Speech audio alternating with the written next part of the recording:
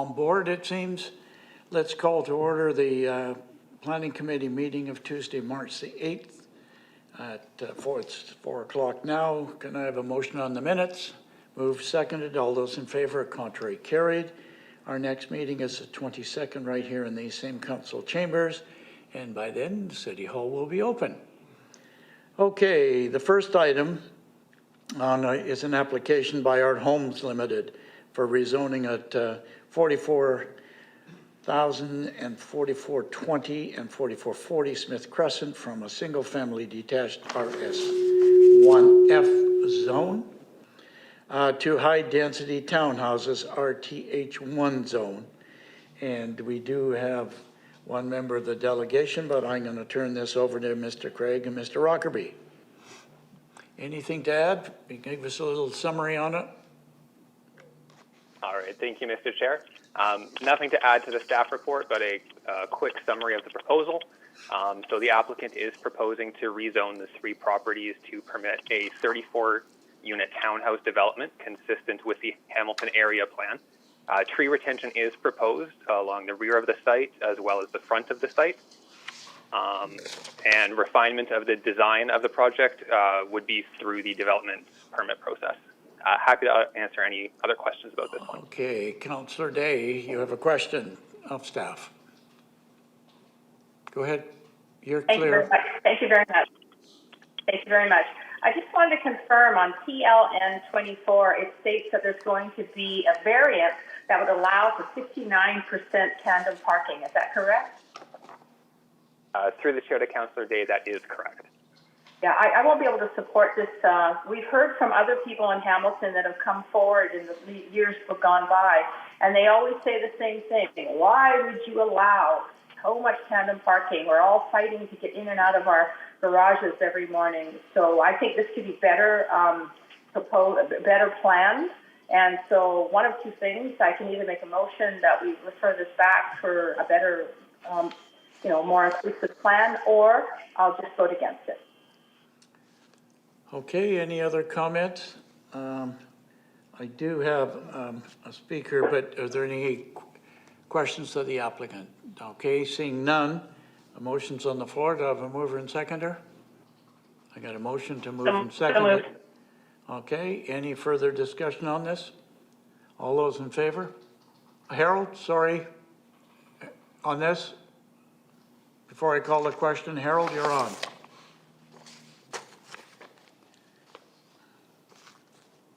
Yeah, I had a question of staff.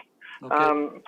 In terms to staff, in terms of this report, you've mentioned about tree retention and the step code, but are there any other environmental aspects of? We used to ask people to put green roofs on and things like that. We haven't been asking that lately. Solar panels. Is there anything like that in terms of what we think housing will be in the future? Because I think we need to start asking that again. Through the chair to Councillor Steeves, in terms of environmental components, as part of the development permit, we will be working with the architect and landscape architect to look for native planting on the site. In all likelihood, there will be renewable energy sources for heating and cooling in the form of heat pumps included as well as part of the development permit. In response to Councillor Day's comment with respect to tandem parking, I would just like to mention that within the Hamilton area, the city's floodplain bylaw does require that habitable space is significantly elevated above current grade. The allocation for tandem parking is a commonly used application in order to achieve the floodplain construction level.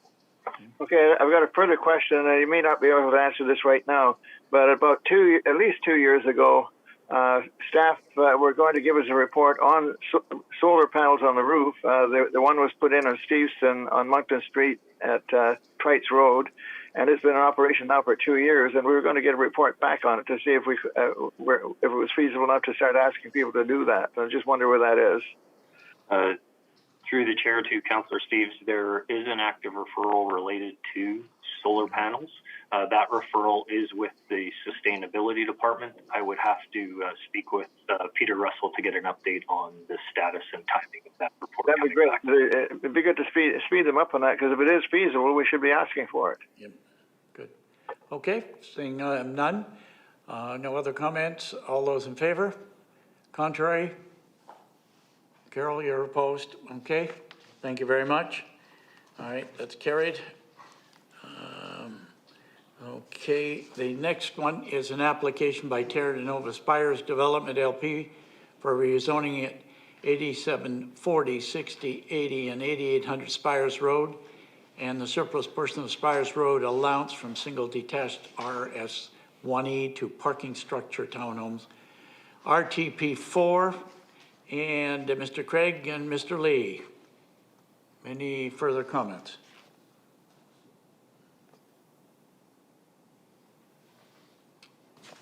Edwin, anything to add?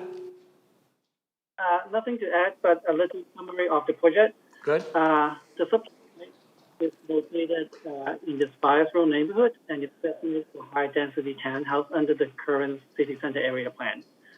The site includes 4 existing single-family lots and a portion of Spires Road that has been identified as surplus land. The applicant is proposing to purchase the surplus road area and include it into the development.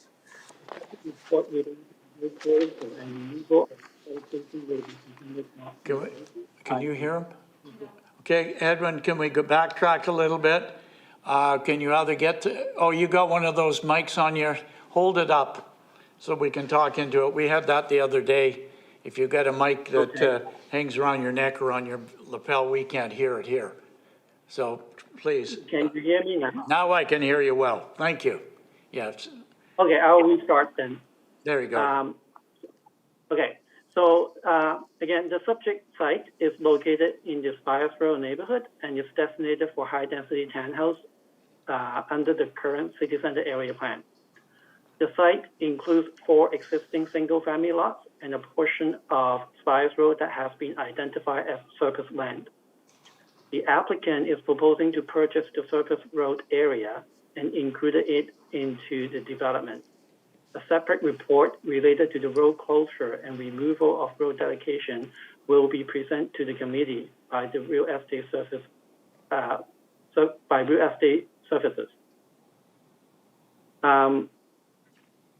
the purpose of this rezoning application is to allow 36 townhouse units to be developed. The proposal includes 6 garden suites, with which 3 of them will be designed to meet the basic universal housing standards, and 30 townhouse units, which 3 of them will each contain a secondary suite. The project will be designed to meet the Energy Step Code requirements. 7 trees will be protected as part of this development, including 1 tree located on site, 4 city trees located along Spires Road, and 2 trees on the neighboring properties. A servicing agreement will be required to design and construct frontage improvements along the site frontages on Spires Road, Cook Gate, walkways along the west and south property lines. Okay, I'm happy to answer the question. Okay, are there any questions of staff? Andy? Okay, we'll go to you first. Thank you. Thank you, and through the chair. Just kind of a global question. I'm playing a little bit of catch up here with the Spires Road area plan that I think is coming back at some time in the future. And with this development, could someone just provide a comment, in terms of kind of a reassurance to myself, how this is going to fit in with, the area plan? Because we were talking about greater density, and I mean, it looks like a very sound proposal, but I'm just curious, how does it fit in with the plan that we haven't seen actually come back yet? Through the chair to Councillor Hobbs, in terms of the ongoing referral related to the Spires Road area, the intent of that referral is to look for additional density exclusive for the provision of rental housing. Staff did have a conversation with the applicant regarding whether they were willing to include extra density exclusively for rental housing. Given the advanced nature of this application, they have elected to proceed in accordance with the current area plan. In terms of the subject site, the development pattern proposed here is consistent with the development pattern that has already been established directly to the west. If this application was to proceed in a stacked townhouse form, there would be consistent stacked townhouses along Spires Road between Cook Gate and Spires Gate. In terms of the referral, we do anticipate that the referral will come back to Planning Committee and Council for consideration later this year between May and June. We do not see any issue with the fit of this development and whatever the outcome of that referral may be. Okay, thanks. And just one other quick question through the chair. I also noticed in this application and in another one actually today, a very significant affordable housing contribution. And I think it's important to recognize, and maybe you could explain it to me, how those are leveraged in terms of providing greater affordable housing supply when it comes to, specialized buildings that I think that Richmond has participated in with partners and stakeholders. And this amount of money does accumulate. It's not, I don't think it's like it has to pay for the whole building that you may be talking about, but it is part of the whole leveraging of relationships to get those built. So could you just explain the significance of this amount of money for this project? And there's another one coming up too. I won't link them, but thank you. Through the chair, perhaps I can, Wayne, perhaps I can deal with that one.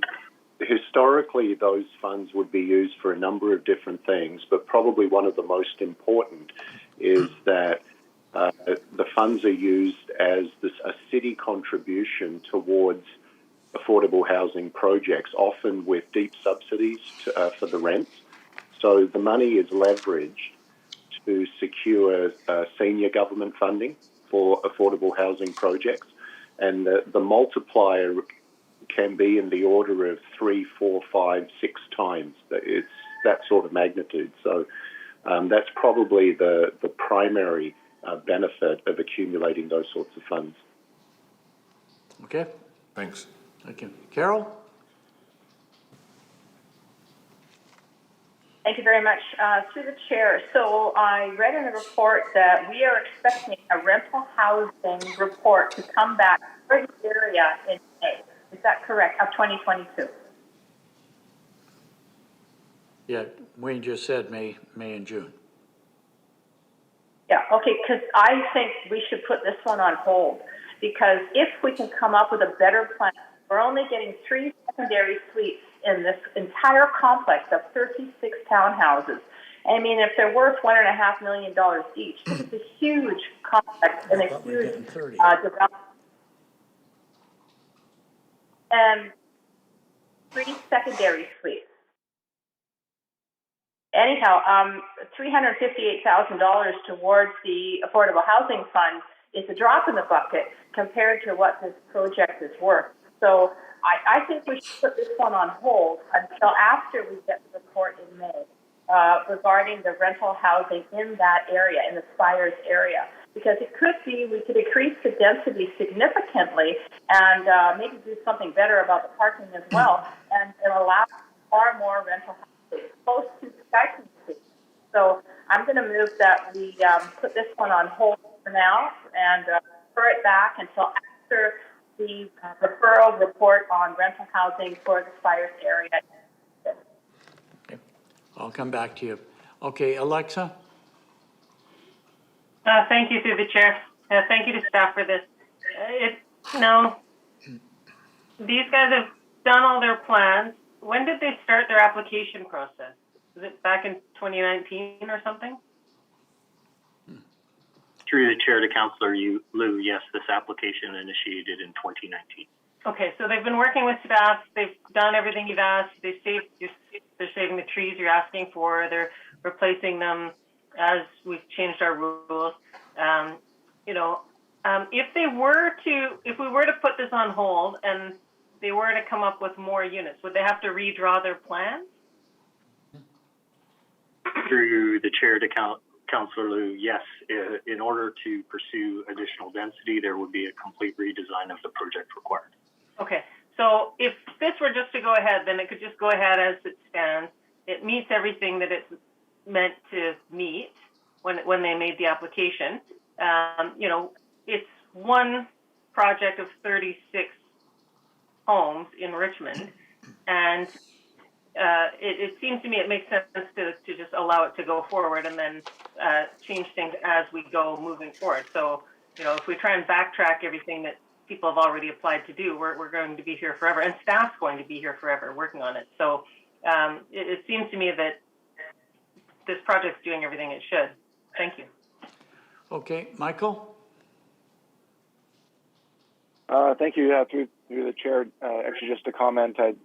Although I can't vote, I will be in support of Councillor Day's suggestion to have this referred until after we hear back to about the affordable housing for this area.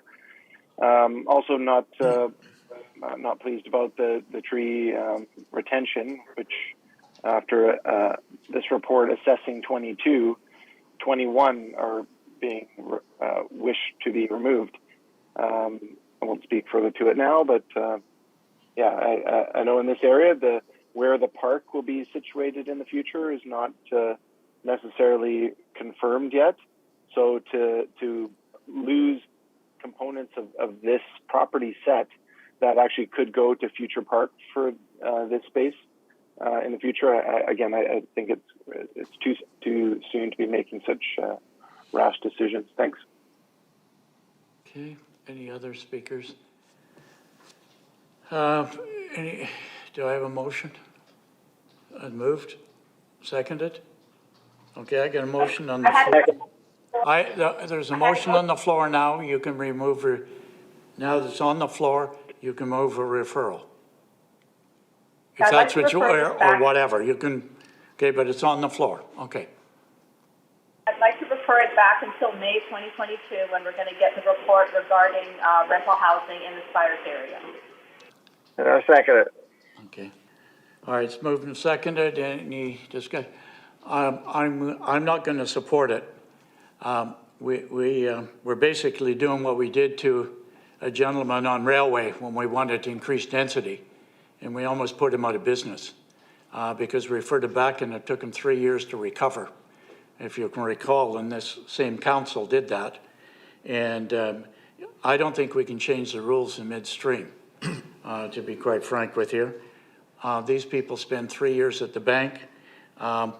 If the motion was that we try to get additional secondary suites with what's going, I could quasi-support it. But we can't, in my opinion, we can't just start changing rules along the way. We can demand more, that's not a problem. We can ask staff to go back, but to have him come back, and I'm not anticipating what the report will say, but we gave direction to staff to come back with increased density in Spires Road. And as Mr. Craig said, if indeed we hold this one up, this will have to go back to the beginning of the queue. And I don't know what queue it is in, and we'll be putting him back 3 to 4 years, and he'll start all over again. I don't know if we can treat our people like that in the community. I'm speaking. I don't know if we can treat people like that in the community, no matter how we feel. I think we can make improvements and recommendations, but just to refer things back and put them in hold without direction, I don't think we can do that. So I won't be supporting it. Okay, we're talking to the referral motion, either to the referral motion or against the referral motion. Any speakers? All right, those in favor of referring. Carol. Those opposed? I think Carol wanted to talk. All right, everybody else, including myself. All right, the main motion is on the floor. I was in favor. Yeah, I of the referral? Sorry, Harold, you were in favor of the referral? Yeah, that's right. All right, so Carol Day and Harold Steves in favor. Those opposed were myself, Councillor Hobbs, Councillor Au, and Councillor Liu. So the motion to refer was not carried. The main motion now is on the floor as written. Carol, on the main motion on the floor. Oh, I won't be supporting it because this is another lost opportunity. We are months away from getting the rental and housing report from staff. And if this goes forward, we've lost this opportunity. The reality is depending on what comes out of that report, and I think we have a pretty good idea what it's going to say, this developer could build even more housing and have even higher profits. And it states on PLN 58 that the applicant is aware of the ongoing planning study for the area and the potential that additional stage designs for the proposal could happen. So, but I would prefer to refer this back, but since that did not pass, I will vote against this because it's another lost opportunity where we have 36 units. We could have a heck of a lot more if we just waited 2 or 3 months. Okay, thank you. Councillor Rao. Yeah, I want to ask staff a question. Now, if we pass a new set of rules in May or after, and if the developer, seeing that it's beneficial to them, they can still apply under the new rules, right? Yes, they can. There's nothing to stop them from reapplying. Through the chair to Councillor Al, that is correct. Okay, thank you. Okay. Okay, any other speakers on the motion on the floor? All right, all those in favor? 1, 2, 3. Okay, those opposed? Carol, you're opposed. Harold, you're opposed. Okay, it's carried. Okay. All right, the next item is the application by Parkland Properties for rezoning at 11720 Williams Road from single detached RS1E to the compact single zone RC2. Mr. Craig and Ms. Lucier. Ms. Lucier. Through the chair, I don't have anything else to add, but I'd be happy to answer any questions. Do we have any questions? Carol. Thank you very much. I was wondering if you could tell me how big the suites are in these 2 houses. Through the chair to Councillor Day, because it's a rezoning application for single-family development, we don't have finalized house plans yet. The applicant has confirmed that they would like to build at least 1-bedroom suites in each of the new dwellings, but in terms of the size, the exact size is not known at the moment. Through the chair to Councillor Day, if I could add, the rezoning does secure the commitment to provide at a minimum 1-bedroom suites. As house designs evolve, there would be no impediment to changing that to larger suites. The zoning bylaw does require that secondary suites in single-family homes be at least 30 square meters in size. So we would be looking at least 30 square meters in area and at least 1 bedroom. That's 900 square feet. All right. Wow. I have another question. So we are waiting for the plans for these houses. On the other side of the lane from these 2 houses is single-family homes that have been very used to the star. Can we put a covenant that they not have sundeck facing the lane to ensure the privacy of the people living on the south side of the lane? You know, I really couldn't hear Carol there. I didn't hear everything she said. I'm sorry? I didn't hear everything Carol said. All right, Carol, can we try again? Sorry, it's your mic. Yeah, no problem. Just pause for a moment and let's, are we okay with her? I'm just checking here. Could be us. Okay, you're on. Go ahead. I just wanted to know if we could put a covenant on this to make sure there are no sundecks facing the lane to ensure the privacy of the people living on the other side of the lane in single-family homes, so that we don't have the kind of problems that we've had in other areas where suddenly there's a sundeck looking straight down in the backyard of the people on the other side of the lane.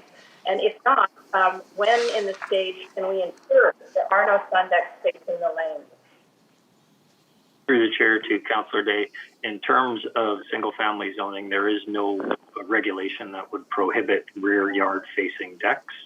In terms of council's ability to require such a covenant, this is a discretionary rezoning approval. It would be within council's discretion to require such a covenant. We would typically look for the applicant's agreement on such a covenant, should council wish to proceed with that type of requirement. We have had a verbal discussion with the developer, who is a repeat customer within the city.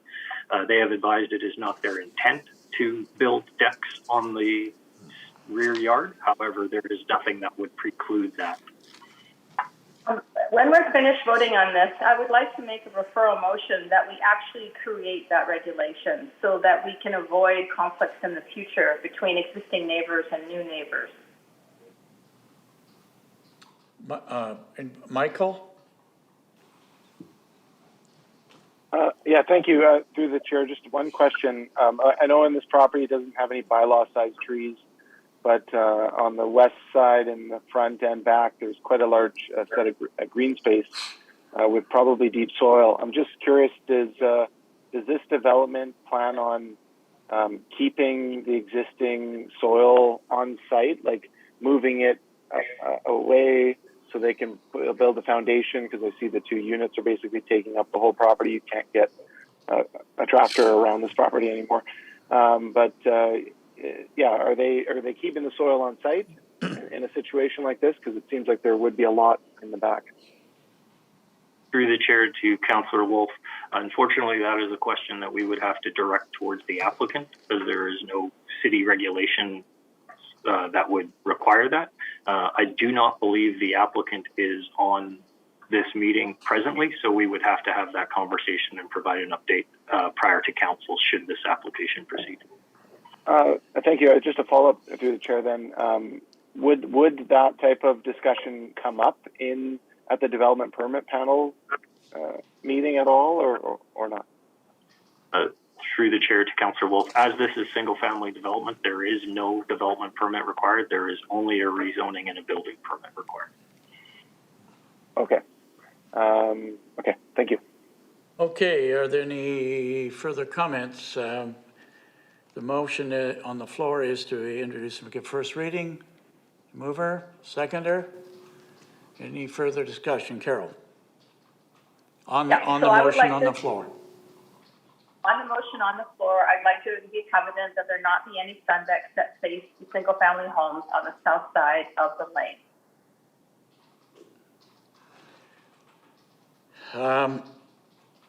I think I think we pass this first, and you bring that forward after this, or not pass it. We vote on this first. Mr. Craig said that we could covenant on this property that would require there be no sun decks on the rear of this development. Oh, I guess okay. I'm just trying to see how this fits. Through the chair, if I may, if the intent is to pursue such a covenant, the direction to staff would be to revise the rezoning considerations associated with this application to include the covenant referenced by Councillor Day. Okay. I think it changes the intent, but I'll follow. I'm not going to support it because we haven't got a definition of decks, porches, balconies, etc. To me, that's the better idea, that it comes up just because one person doesn't think that balconies are any good or decks aren't any good. I have no problem with them. I actually like them, to be quite frank with you. And I'm not so sure that I want to see us start restricting and handicapping. If we do it on this one, it's going to have to be a policy for every single family home in Richmond. Okay, you can't just pick and choose.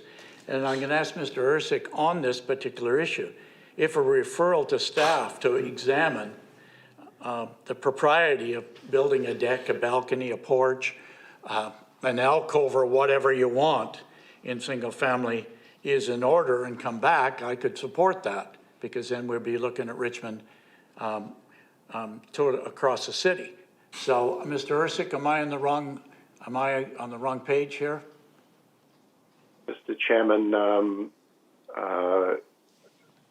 I don't have any particular concern about a referral. I think it's an appropriate referral for staff to examine the pros and cons of having sun decks and balconies to lanes.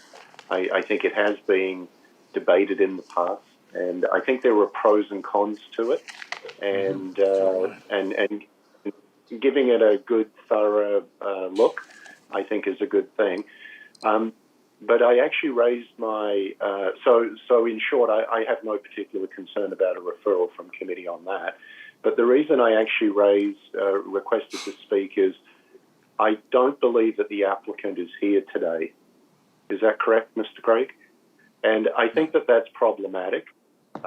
We expect applicants to be here, and frankly, this small matter about whether the applicant is willing to covenant or restrict certain elements of a design could be very easily dealt with if the applicant were here. The expectation is that the applicant should be here, and I actually think it would be appropriate to table this to a future meeting and have the applicant here, because I think they are fair questions around the applicant's intent. Okay. All right. Andy? You're on. Thank you, and through the chair. Well, my question was actually partially answered. I wanted to clarify what we're actually voting on, but yeah, I'd be content with a referral on the issue. And there is a bit of a difference too between this area, which has lanes, and other single-family neighborhoods, for instance, that don't have lanes, where the issue would be, I think, more prevalent. But yeah, so I'd just like to clarify that. Are we going to have a separate referral on the issue or deal with this matter now? The issue of him not being here, I agree with that point, but I thought Mr. Craig mentioned in his comments that this conversation had taken place with the applicant, and in this particular case, there was no plan for a deck. I thought I heard that. Am I incorrect in that? Is that Mr. Craig? Through the chair to Councillor Hobbs, we did have a conversation with the applicant. The applicant did advise us verbally it is not their intent to build any decks facing southward. Okay. Well, then, just to finish off my thought, then with this one, it might not be an issue, but I think, as Mr. Erceg mentioned, and I think you did too, Mr. Chair, that, a referral to look at the issue that Councillor Day has brought up might be a good idea. Yep. But it might not be an issue with this particular application. So anyway, thank you. Okay. Councillor Liu? Thank you, through the chair. I'll support a referral on looking at balconies. I think, these are only going to be 2,200 square foot homes, so they're small. So it's not like you're building the garage right up to the edge of the lane and then trying to put a balcony on your coach house right there. So it's, the ability to look over, you're going to be set back, and there's a lane. So I don't know that it's an issue here. If they weren't planning to build a porch anyway, what difference does it make? But if I was living there, it's the only south-facing wall. So I would like a balcony where I'm getting sunshine and where I can sit and have some sun. But and I think there's still probably enough space between that house and the neighbor's house across the alley and across the backyard. But certainly a referral can help iron this out a little bit. I don't know that this particular case makes much difference on this house if they're not planning to do it anyway. Okay, I'm going to try to give some direction there. We're actually doing three things, and we've got the application on the floor. We've got the issue of the balconies on this application, and then we have the greater issue of the same issues on decks, balconies, etc. for the city. So what I would suggest, if we are going to do that this application be postponed until the next council meeting or the next planning committee meeting. It not make a referral, whatever, because you're going to set them back umpteen weeks and what have you. That it be dealt with at the next planning meeting with the applicant here to answer the questions with regard to the balcony on his property. I see a nod. Are you okay, Carol, with that? All right, then I would move that the recommendation as written for this particular property be postponed and dealt with at the next planning committee meeting, with the applicant being invited to talk about what his intention is with regard to balconies. We okay with that? I got a seconder? All right, so that's on the floor. Any further comment on the referral? Carol? Okay, all those in favor? Contrary? Is carried without dissension. Mr. Clerk, we make sure that it's on the next planning committee meeting as item number 1. And if staff could get a hold of Mr. Hassan, is it? To let him know that it was be postponed for 2 weeks. But the issue is on the floor. Okay, thank you. I'm going to make another motion. Carol, go ahead. I see your hand up. Okay. All right, I'm going to move that we refer to staff the issue of decks, balconies, porches, and I'll call it alcoves, to be studied and to look at in not only single family, but in multifamily areas. And to be brought back with the pros and cons of allowing them or not allowing them in Richmond. If there's a seconder to that, I'll speak. Thank you, I got a seconder. And the reason I'm saying in Richmond is because there are some beautiful, I just saw a seniors resident today with each of the seniors' rooms and what have a little balcony overlooking another person's balcony, but a beautiful one where they get to go outside their living room door, and that is the only, I'll say 10 by 10 space that they have in a south-facing suite. So it can add beauty to people's lives as well. So I think we should look at it and see where the problems are with regard to these. So it's on the floor, speaking to the referral or opposed. Alexa, your hand's still up, or want to speak on this? No, I'd like to speak on it. I think there's a lot of value in. I think there's a lot of value in looking into this. I think, we just came through a pandemic, and some people, their only ability to get outside and, talk to their neighbors was getting out on a balcony and chit-chatting with their neighbor. And so, I think we want to be careful with, how heavy-handed or how light-handed we are on this. I think we have to consider, what makes sense for neighborhoods and what makes sense, for people and their quality of life. And that includes the existing people that are already there. Certainly, if you have close backyards, you don't necessarily want a brand new balcony looking straight into over your fence and into your kitchen or into your bedroom. So, we have to have some conversation around this. Okay. Harold? Yeah, I think we do need a conversation, because I don't mind the balconies. I got a new house next to me. We're right by our garden. And the only time we ever see our neighbor is because I got this big fence between us. So I can hear them on the other side. But I see my neighbor on the balcony. It's the only time we ever talk to each other. The rest of the time, we're divided by a fence. So I find it's the only way to get to know your neighbor if you can see each other. Okay. Carol? Rob? You're on. Button. Hi, Phil. The reason I bring this up is that I have toured quite a few single-family homes that happen to back onto a lane, and that lane backs onto an arterial road.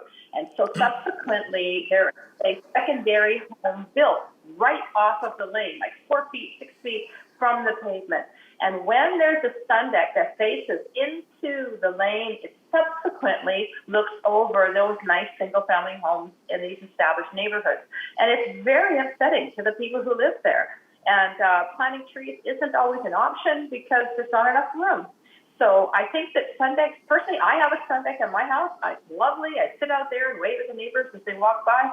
It's awesome in the right places. But my primary concern is secondary over garages, facing a lane off of an arterial road that looks straight down across the lane.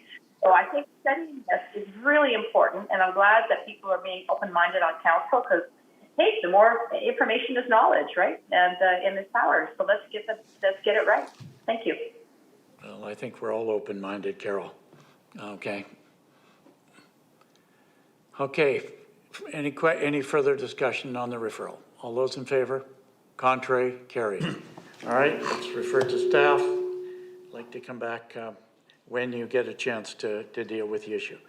Item number 4, an application of the City of Richmond for a temporary commercial permit of 8620 and 8660 Beckwith Road.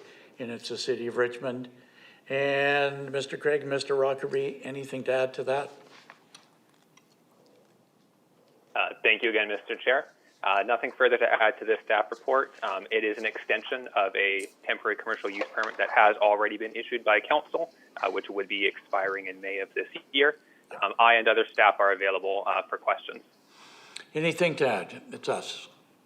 Move recommendation. Seconder? Okay, second. All those in favor? Contrary? Carried. Thank you. The next is the Richmond Heritage Commission annual report and the work program and the budget allocation. Mr. Hopkins. Thank you, Mr. Chair. There's nothing new to add to the report, but staff are available to answer any questions. Good report. Good job. Do I see anything? All right, motion moved, seconded. Second. Oh, you want to speak? Yeah, I did want to ask a question. You can ask a question, Mr. Hobbs. Okay, thank you, and through the chair. Yeah, it was interesting and a good report. The 2 quick questions. One is very generally, have there been any significant changes in this, in the heritage inventory or any of the guidelines in recent years, or is this more or less business as usual in terms of what's happening? I know that's not particular to this report, so that's more in general. Yeah, through the chair to Councillor Hobbs, I'll actually pass that question over to Ms. Park, who is the staff liaison with the Heritage Commission.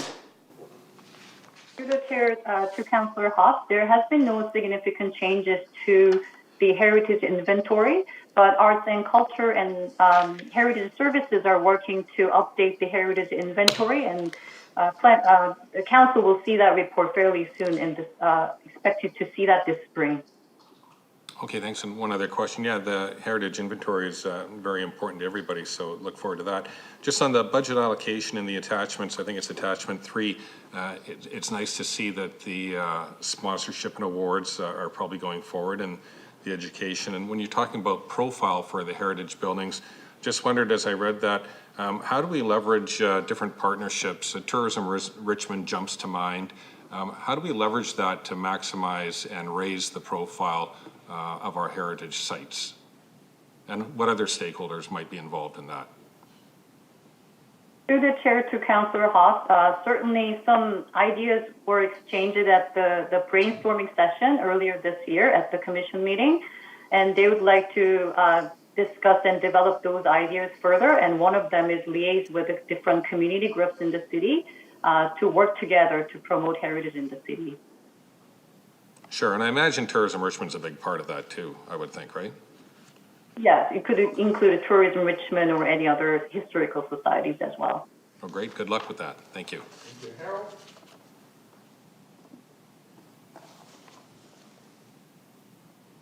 I've got a question similar to Andy's question, not quite related to this. I'm the council liaison with the Sea Island Community Association, and for years their society as executives has sort of been all over the map and not too active. But now they've got a new board of directors, and they're keen on looking into the heritage for Sea Island. And I know years ago the city was looking at it, and I don't know whatever happened to it. So where does the Burkeville come in all of this? Is anything happening there, or anything planned, or anything being discussed, or who do I refer it to?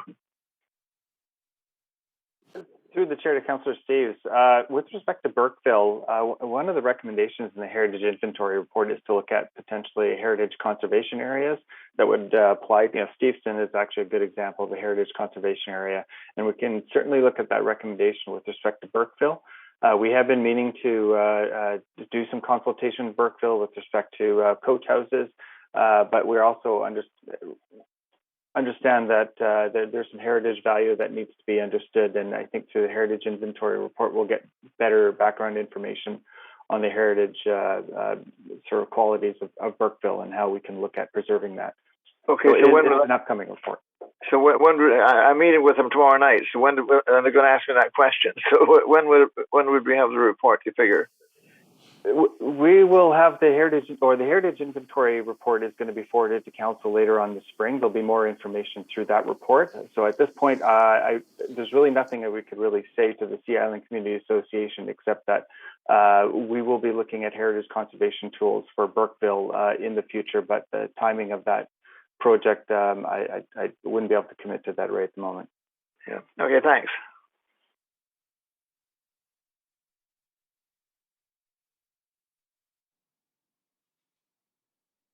You're on, Michael. Go ahead. Thank you. Through the chair, just to committee members who just spoke, I'm the council liaison for Heritage Commission, and I have been for this whole term. So I'll just share two things. For Councillor Hobbs, the changes to the commission or what they work on, work plan wise, I wouldn't say much has changed other than what the pandemic has done. They've always somewhat struggled to have quorum or have like an abundance of members. So, and sometimes there's no meeting. So, for example, this month there was nothing of substance on the meeting agenda. So it's now the next one is April 6th. So I'll and then to Councillor Steeves, the discussion of Sea Island or Burkeville, that hasn't come up during this term. But I look forward to the heritage report that was referred to, because I think that might breathe some more life into the commission and have more widespread work across the city in multiple areas beyond Steveston.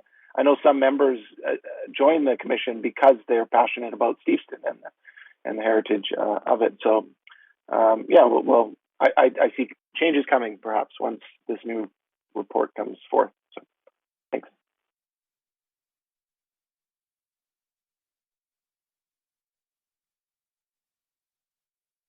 The commission for all our hard work. Michael, if you're the liaison, please take our comments back to them and thank them for all that they are doing at your next meeting.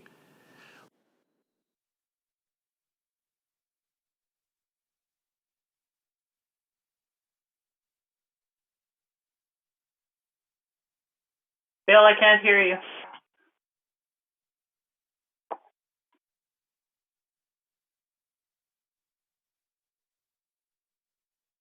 I've lost feed from City Hall. Can you hear me? I can hear you, but I can't hear them. Okay, we can't hear you in chambers.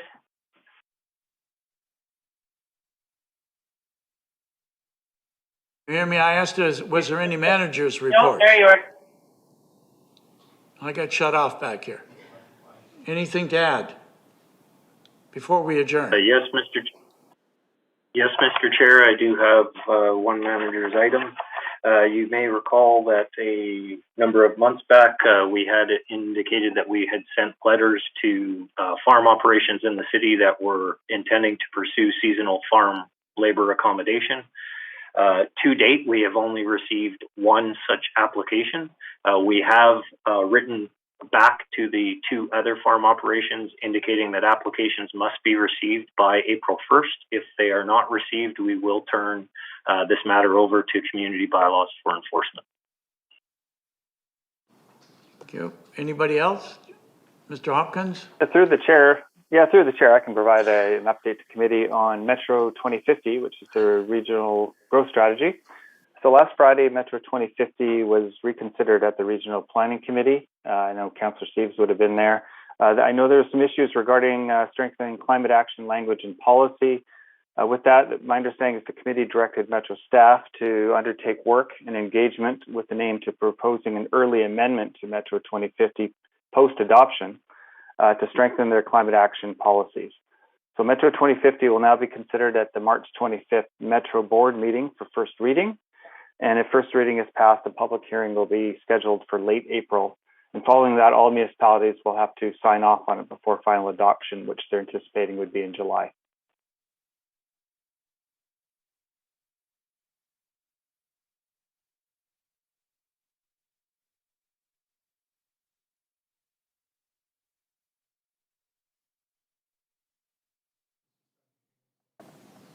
Unmute yourself, Harold. Unfortunately, Unmute yourself. nope. I'm unmuted. I didn't hear you say didn't hear you say anything. I just want to comment further. I was the only member of the committee that voted against Metro 2050. I gave them 4 very serious concerns that aren't in the report. The first being that the consultation with First Nations. They just said we'll talk to First Nations, whereas the law says they must consult and seriously consult First Nations. With the Little Campbell River, they are consulting after they pass the rezoning. So I suggested an amendment there and 4 other amendments. And the idea being, I voted against it, put forward future amendments so that they'll be on the record. There's about 10 or 15 that should be done. That is just such weak, loose wording. I'm not going to be there next year, so whoever goes there next year, what I found out in all of this, which I didn't know, which is surprising, nobody ever suggested it before, to pass Metro 2050, it takes a unanimous vote of all the cities, and I'm not suggesting that Richmond shouldn't vote for it. I just voted no so I could put forward these proposed amendments. But once it's passed, it requires a unanimous vote to pass Metro 2050, but to make an amendment to it, to amend the clause I talked about First Nations being consulted, it only takes a 50% vote. So I'm hoping that my suggestions will be on the record, and as soon as this thing passes, and next year the incoming council and delegates will just be able to take mine off the table and vote for them and get 50% vote, and it's changed Metro 2050. So just to let you know, that's what I was doing.